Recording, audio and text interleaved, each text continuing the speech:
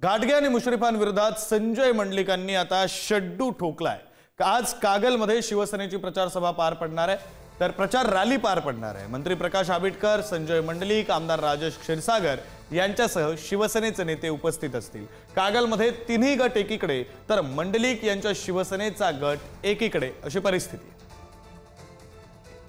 मध्ये प्रचाराचा धुरळा उडायला सुरुवात झालेली आहे। आपण जर बघितलं तर कागलमध्ये एकीकडे हसन मुश्रीफ आणि समरजित घाटगे हे एकवटलेले आहेत आणि दुसरीकडे संजय मंडलिक यांनी या ठिकाणी शड्डू ठोकल्याचं पाहायला मिळते। तिने स्वतःच या ठिकाणी पॅनल उभा केले। रॅली जी आहे ती त्याची दृश्य सुरुवातीला मी दाखवतो।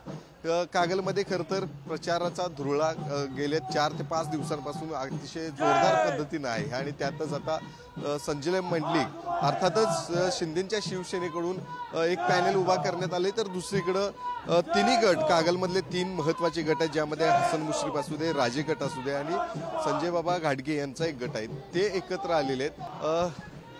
खरं तर गेल्या अनेक दिवसांपासून कागलमधलं हे राजकारण पाहायला मिळत होतं। आता तुम्ही शिवसेना म्हणून या ठिकाणी सर्वजण लढताय, काय विश्वास नेमका वाटतो या रॅलीच्या माध्यमातून? शिवसेनेचं पॅनेल या ठिकाणी उभा आहे। कागल नगर परिषदेच्या निवडणुकीमध्ये एक अभूतपूर्व अशा पद्धतीचा उत्साह आपल्याच्या रॅलीच्या निमित्ताने दिसतोय।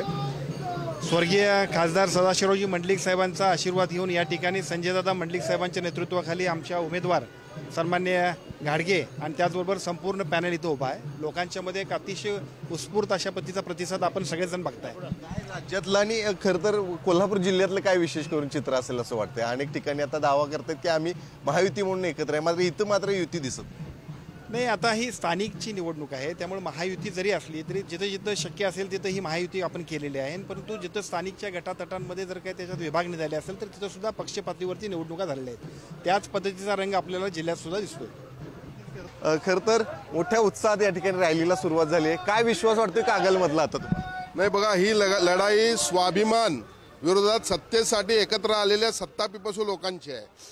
गेले अनेक वर्ष या कागल शहरातील कार्यकर्ते या आमच्या विरोधात असणाऱ्या 2 नेत्यांच्या विरोधात ज्याने आपलं आयुष्य कुटुंब उद्ध्वस्त केलं आणि त्याचा विचार न करता हे सत्तापिपासू लोक आज एकत्र आलेले आहेत आणि त्यामुळे कागल शहरातील जनतेनं मतदारांनी ठरवलेलं आहे की स्वाभिमान जो सन्माननीय माजी खासदार मंडलिक साहेबांनी या शहराला शिकवलेला आहे किंवा जिल्ह्याला शिकवलेला आहे, या पद्धतीनं संपूर्ण हा लढाई ही स्वाभिमानाबरोबर जायचं असं मतदारांनी ठरवलेलं आहे। कॅमेरामन ओंकार वळवडेसह शेखर पाटील, पुढारी न्यूज, कागल।